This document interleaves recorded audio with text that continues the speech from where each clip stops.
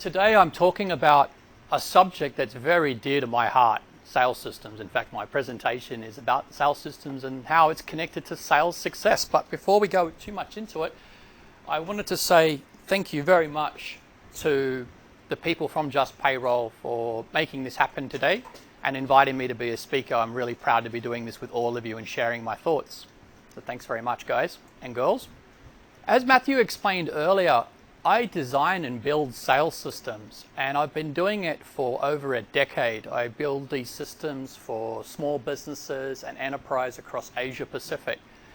And in fact, I enjoy the subject so much that I spent 2 years writing a book on this. So if you have lots of questions afterwards, you can come and talk to me and I'll try and answer as many of them during this session and afterwards as well. But I suppose I'll just start by giving you what I think a sales system is.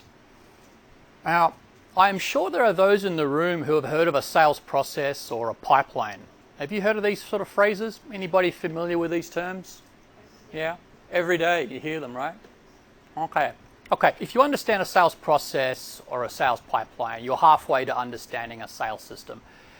When I approach designing and thinking about sales process, I prefer to build a system because I think that a system is more encompassing. Okay, it's not just about the stages of the sell, but all the scripts, all the digital assets which will be part of it, all the applications which are necessary to serve the words and pictures. So a sales system, I think, is rather more end-to-end and comprehensive.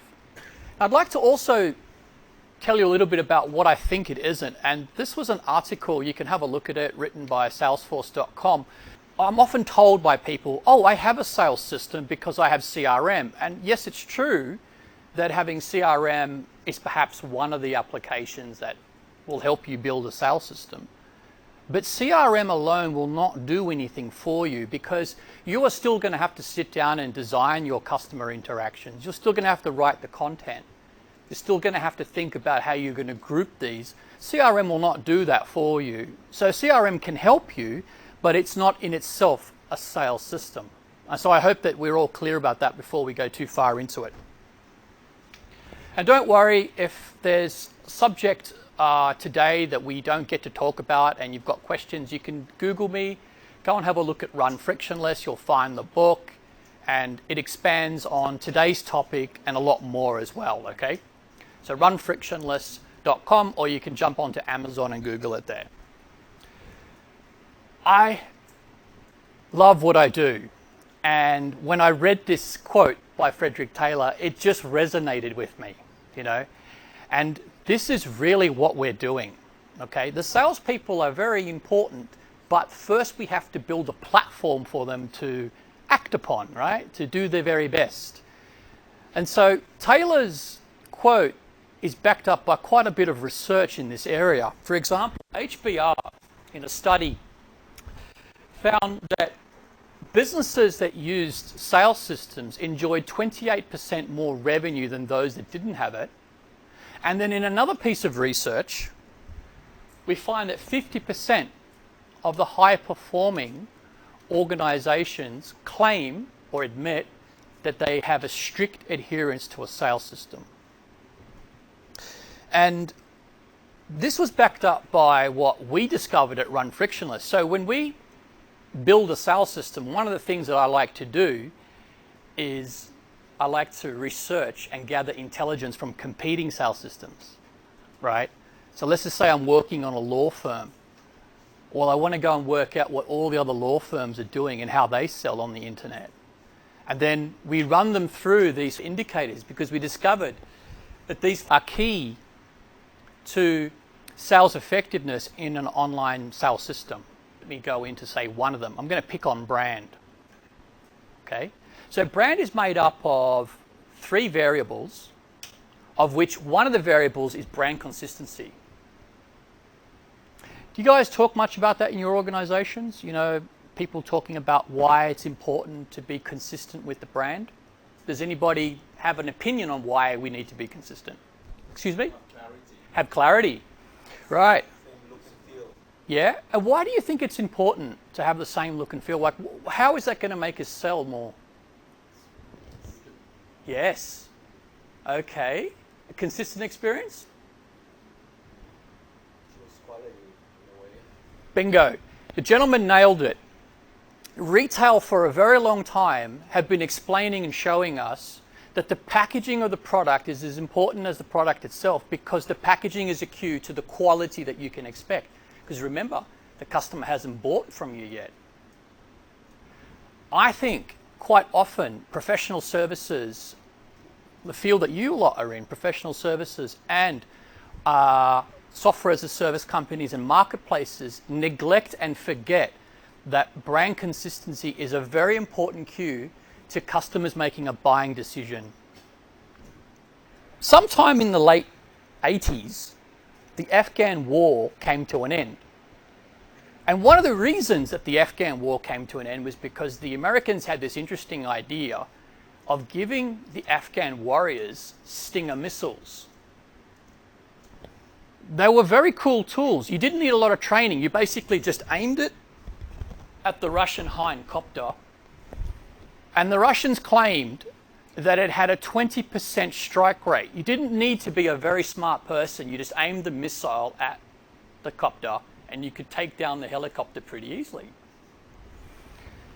They claimed 20% strike rate, but actually other studies have shown that some of the warriors had much higher strike rates, because depending on how you used the device, you could get more strike rate out of it. And after the first strike against the first Hind helicopter, 2 years later, the Russians began to pull out of Afghanistan because the warriors were armed with these deadly weapons. And I think the sales system is a weapon, and you should use it against your competitor. Now, there are a whole bunch of other benefits about sales systems, right? Like, for instance, one of the things that I get very interested in is, well, why did we lose a sale? And equally, why did we win the sale? You know, like sometimes we just do no analysis on why we lost the sale. Because if everybody has a different process by which they sell, then how do we sit down and discuss why we lost the sale? You know, some organizations don't know why they win sales. But if you have a process, you can measure your success and your failure and improve. I also think it's very useful for pulling together disparate leads which are coming in from various different places, where you gather them from the telephone, from online chat, wherever they're coming in from. Sales systems are really good at bringing together those threads into a single funnel that you can monitor and control. And lastly, the two that you see here is, earlier we talked about CRM, and of course one of the great things about CRM is you can automate a lot of the tasks. So an example of automation might be these two ladies here. You have an accounting firm. So customer contacts you through the internet and fills out an online form, right? And they could receive within a few minutes an automated email with an attachment that explains the credentials of your organization. So while you're preparing to contact them, you've given them something. You can continue selling when salespeople are not at their desk because you can use automation. And lastly, I love this one. Because selling is now a liberalized process, because we understand the sales process, we've figured out the formula, right? Sales systems are very good at giving you the formula that explains how your organization makes a customer, right? And now that we know that, well, what if the best salespeople could be put on the highest value tasks? So for instance, in a software as a service company, you might want your best and brightest and most experienced people closing a deal in the end game, as opposed to the less experienced people like yourself, who maybe just joined the company, only been there for a month. Maybe the better place for you is to be doing online chat. You don't need as much experience. So I'm going to take you from no system to a system, okay? When you don't have a system, well, things are kind of haphazard. Everybody does the selling their own way. Everyone has their own way of doing it. And you might start off with 2 fire starters, and they are two ways in which you start a dialogue with a customer. For example, on your website, madam, you might have a telephone number and an online form. So you have two ways that you can start a relationship or a dialogue with a customer, okay? And moving down, you've got two scripts, but you have no PDF, so you've got very few digital assets, no videos, and maybe you're using one application to support what you're doing. So maybe it's WordPress, right? Maybe you're using WordPress, one application. Let's shift the game for a moment and let's go to a sales system. Now, the sales system forces you to sit down and consider what it takes to create a customer. How many interactions will it take? And in this example that I'm giving you here, this company needs 5 fire starters. They're using web chat. They might be using 2 or 3 different online forms. They're using telephony, okay?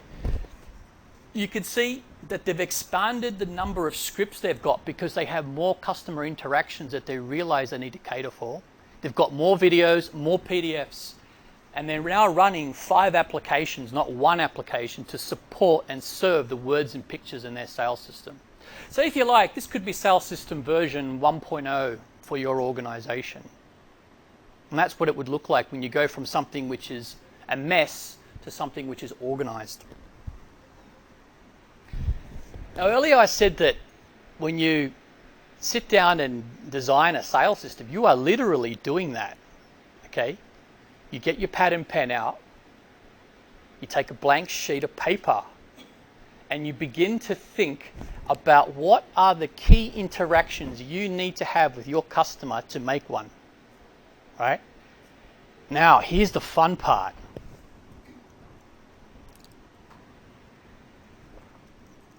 This is one of the most interesting parts of running your business. This is where you get to work on your business, not in it. And there's no rules about how you do this. For example, the 2 ladies here with the accounting firm, you do not need to design your experiences to be like other accounting firms. Other accounting firms might take a telephone call inbound, then offer a quotation, then go and meet the customer. You don't have to follow what the industry does. You can draw your reference from your trip to Tokyo Disneyland, your experience setting up Xero online, wherever you want to take that experience from, pull it from a B2B or a B2C experience that you've had and design something that nobody has ever seen in your industry.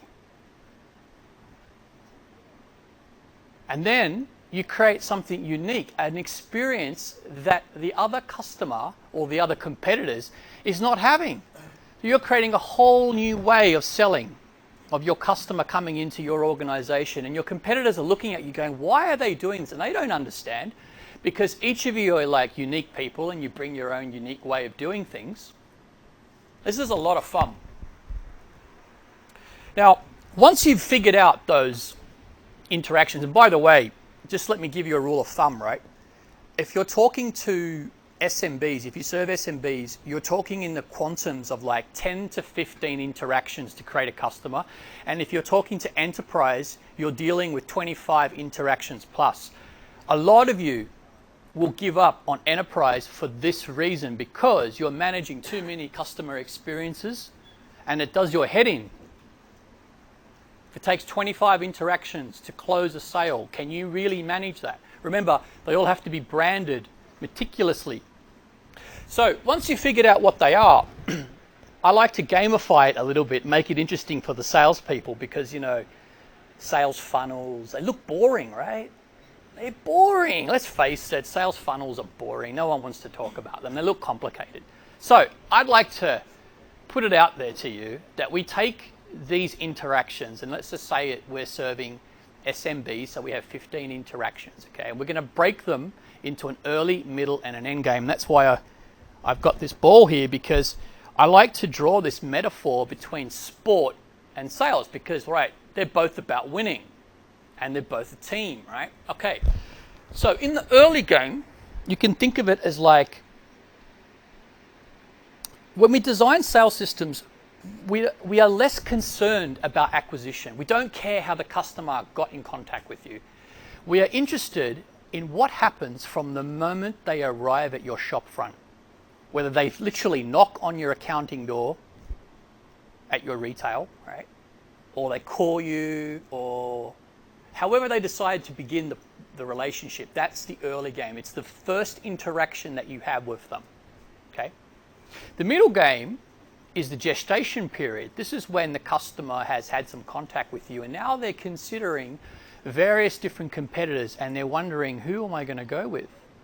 And the end game is where they've shortlisted your organization with a bunch of others and they're making a final buying decision about what they're going to do. Now, if you do this, the nice part about it is you can assign percentages of conversion, right? So you can start, well, you say that the conversions are early, middle, not very good, 20%. But then you might say that the conversion from the middle to the end could be 80%. And so what's supposed to happen is, if you do this properly, your percentages of success increase as the customer moves from the early game to the end game. Do you know why? Do you have it as a guess? Yeah, that's exact. Could you just say that a bit louder? Yeah, qualification. So what's happening is, as the customer moves through the early, middle, and the end game, you are qualifying them because you're deciding whether you want to do business with them. One of the things that I regularly do in the early game is I'll throw customers out. I'll just pick them up and throw them out. The ones which I don't want to serve, because there are a bunch of customers that you know in your hearts that if you serve them, they become a liability to your organization. You know what I'm talking about, fella, don't you? Right, those ones, they're out the door. They get that nice little email saying, thank you very much for contacting us. Yes, very good. We'll contact you next year. We don't want to serve that person. You figured out, because you're smart people, who you want to serve. You've also figured out who you want to serve tomorrow. Maybe you've got like a waiting list. You can't serve a particular customer. For example, in the accounting field, and I've run an accounting firm, so I know what you're going through. We refuse to serve customers that had inventory. Do you know why? Have inventory. So customers who are holding inventory, we refuse to serve them. Ladies, could you hazard a guess as to why we might refuse them?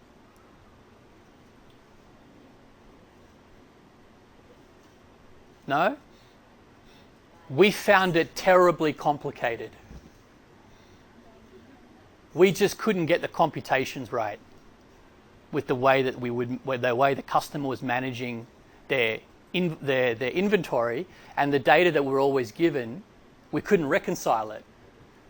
So we just decided, okay, we're not going to serve customers that have warehouses. So we just cut out retail, for example. We're not going to serve them. You might be making those kinds of decisions. The middle game is large, and there's a lot of names in there because quite often that's where most of your leads end up. They end up banked up in the middle game. They're customers that haven't made a buying decision. You're trying to squeeze them to the end game. Maybe you need them to sign a contract or to show you something that indicates that they're ready to make a payment. But frankly, the middle game ends up quite packed up. And today, I'd like to show you one technique that I use when designing sales systems about how I unpack the middle game. So,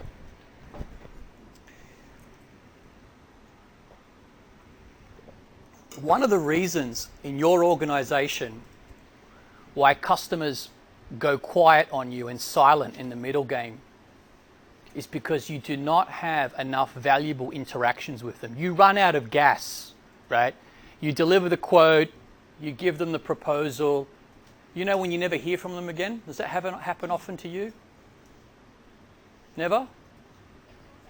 It happens? It does, doesn't it? Gentlemen, have you had that experience where you've delivered a proposal or a quotation and then the customer, you just never hear from them again, they disappear? Ladies, you're nodding your heads a lot. Have you had this experience? Yeah, so you feel me, right? You know what I'm talking about. You try to get on the phone, you try to reinvigorate them, and typically what salespeople do is they'll send this kind of email. Dear Harry, how's the cat? Just wondering if you opened my proposal. Let's have a catch-up call. 2 days later. Just wondering, we should just go and have a coffee together and just talk. 4 days later, we send another one. Listen, this is getting serious now, right? You're not replying to my emails. I'm dying over here. Okay, so I think we've either received that kind of email or we've sent it. And I tell you, I have sent it. And I'll give it a name. It's called beg mail.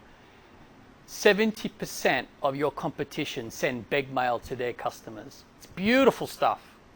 Absolutely irrelevant, doesn't move the customer through the sales process, and just creates a whole bunch of erosion to their brand. It actually degrades their brand, because all it does is demonstrates that you don't know anything about me, right? So, I'd like to offer you a technique. But before I do, let me show you what's actually happening. So, we contact the customer here. We deliver the initial consultation. Then you commence sending beg mail, and then you just disappear. You disappear off their radar, and they don't care about you anymore. And you don't know what's happened. So how do we debunk this? How do we get around this problem, right? I'm going to give you my technique. And this technique I call thickening the middle game. So they come in the early game. And one of the things that you did, as this gentleman said earlier, was we qualify the customer. Okay? Now, all of you, because you're smart, not only know who you serve today, but you figured out a whole bunch of variants. Now, some of the variants at JustPayroll that we're looking at are customers who are in manual processes with manual timekeeping, shifting to the cloud. Customers using on-premise, shifting to the cloud. Customers on cloud, shifting to the cloud, right? They're all different variations of one another. You could be looking at sectors. You could be looking at the size of their headcount. Whatever you feel like the most important data points are, you know the variation. So what happens is the customer doesn't realize that you are tagging them when they come in to the middle game. And you're creating different experiences, you see? Have a look. Here, in this diagram, we've created 3, 4, 5, 6, 7. And they're parallel universes. They don't know that their experience is completely different from someone else's experience, because they just think it's your organization. They have no point of comparison. But you could be creating completely different experiences about how you're going to convert this lead, because you understand them in a way that your competition doesn't. So further down the track, what happens is that this very rich information which you're collecting on them, you can nail them at the proposal. You know, like I see all the time, I see your organizations all the time. You know what I see? Proposals that just look generic. Absolutely nothing different from one proposal to the next. It's the same information you send to every customer, except you change the price and you change a name on it and you change their logo, and you like changing the font, so you do that, right? So we tick that box. But it's just the same thing, right? Because you don't know any different in the middle game whether the customer belongs to a particular variant or not. But if you pre-qualify them in the early game, if you take your time to understand the customer and ask the right questions at the beginning when you have them on the phone or you have them on online chat, you're holding them there, you're asking them those really good questions, you can nail that customer in the end game and absolutely disqualify all your competition, because guess what they're doing? They're sending beg mail and generic proposals. So I'd like to take questions now, and I hope you found that as invigorating as I did. Look, all of you could go back home tonight and think about the kind of experience that you want to create for your customer. You're not an accounting firm, you're not an IT company, you're an organization that can create a unique experience for your customer, and you can start designing it tomorrow. The only requirement is you need a piece of paper and like a marker pen, and you can begin doing this. Thank you very much. If you would like to find out more, you can come and see me later, or please grab the book. It goes into a lot more detail about it. It will certainly help you in this process that we've described today.